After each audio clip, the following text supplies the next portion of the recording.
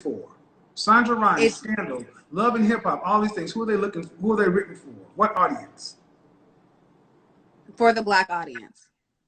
Thank you. Okay. But again, if we are not choosing what goes on the air, because they're not finding all content for Black people, it's a certain type of content for Black people that they want to show and they want to perpetuate. And then we are watching because it's programming, and we are following I come what from we the are industry, seeing. and I will tell you that I come from the advertising and marketing. So let me tell you, if Black people did not consume that product, they would not put it out there. There's a market for it. Why don't you? But it's all No. That's my response. Because see, I come from the sales world, and I also come from the advertising and marketing world. See, the bottom line is this: at 5 years old? Is that what you said? 35? Yeah. There was a movie called The Hollywood Shuffle, written by, who was it written by? Not Tommy Davidson. The guy that wrote Five Heartbeats, Robert Townsend.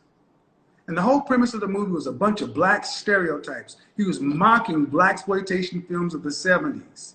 And that's the same argument that Black people made in the 70s. These are all the roles we have as pimps and maids and this and that. The whole premise of that movie was, if that's the only roles that are available, then we don't do them, because there's always work at the post office. Robert Townsend made that movie in 1989, and it stands to this day. If that's all that's written, we don't do the work. But the fact that we're willing to do the work makes us culpable, because there's always work at the post office. Can I speak now? Is that true or false? Yes, that is true. And I'm not arguing that. What I'm saying is, if we don't control what the image is that goes out, because we know since the beginning of time that white people control it because we take the roles. There are certain people that are going to want certain things. So you're going to find everybody has a price.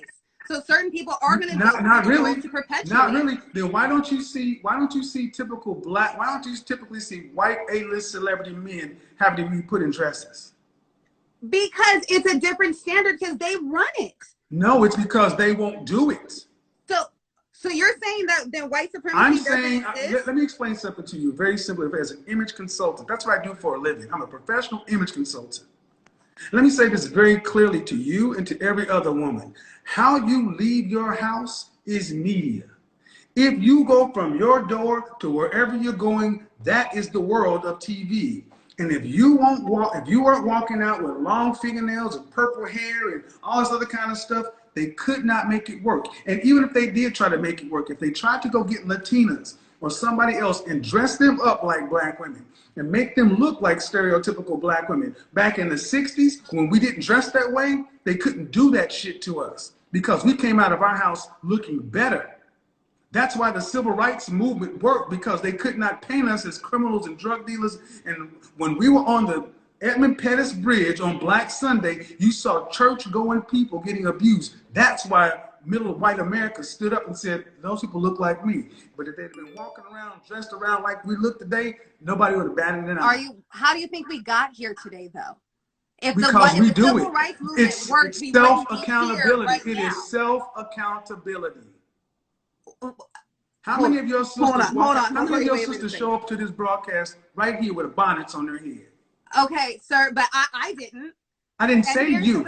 See, that cannot be the argument. That cannot be the deflection. Every time I talk about the group, you talk about you. Wait, you're deflecting, because every time you've sat here and you have said to me, you gave me a list of the things that you've done. You have said to me all of your points, and every time I go to talk, you either cut me off or you say I'm deflecting. What I'm saying to you is every person that you've had on the show does not account for every Black woman. I did not. Did I say it does? What do you think you're doing right now? What do you think you're doing right now?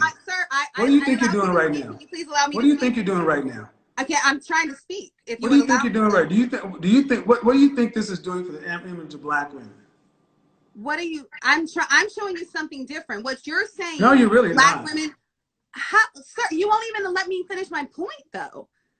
You're saying we're having a conversation. You gave me your talking points. I allowed you to speak. You said I was over talking you. I shut up and I allowed you to talk. Now I'm trying to say my points to counter what you were saying, and you're not allowing me to talk because you're talking over me. So I'm asking if you can give me the same respect that I just gave you, sir. That would be much appreciated. So back to the point of the imagery, there are 8 billion people on this planet, and there are certain people that are going to go, there are certain demographic that they shoot for, and they want to keep in that place. Them being white people, white execs who run these stations, who say these are the roles that we have for Black people.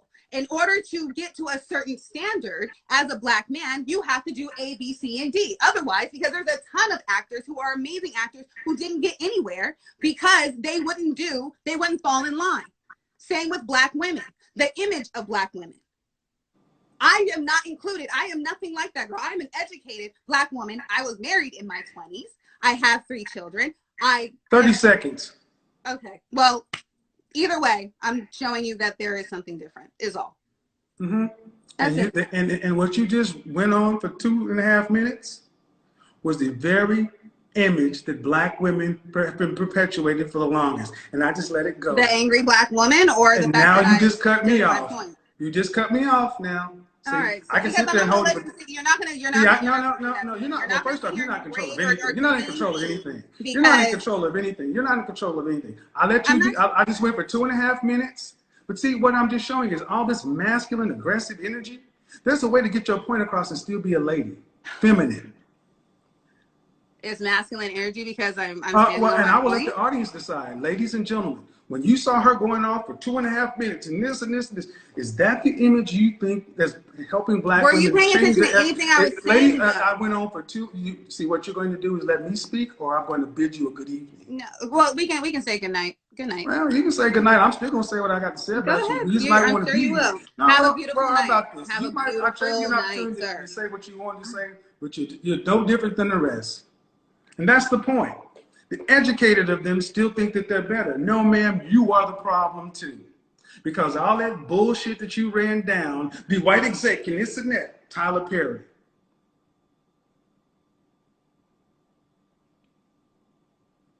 Tyler Perry built a $1 billion film industry, still on tropes about Black people.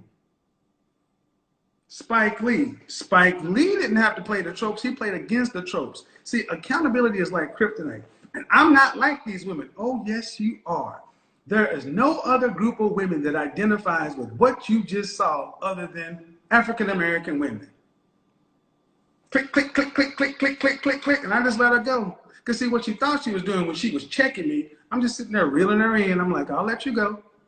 And I'll let you keep digging and digging and digging. And when it got right down to it, she ran out of steam because there was all emotion, no logic, no accountability. It ain't our fault. It is our fault. Don't take the roles. Asian people stopped taking the roles of coolies and all that stuff, and they started making their own films or rejecting the films. But the notion that there's always somebody that will do it, it's still our responsibility. This is why men should be in control, because all that emotion gets nothing. So thank you for proving the point even more. It's never our fault. Never our fault. It's always somebody else.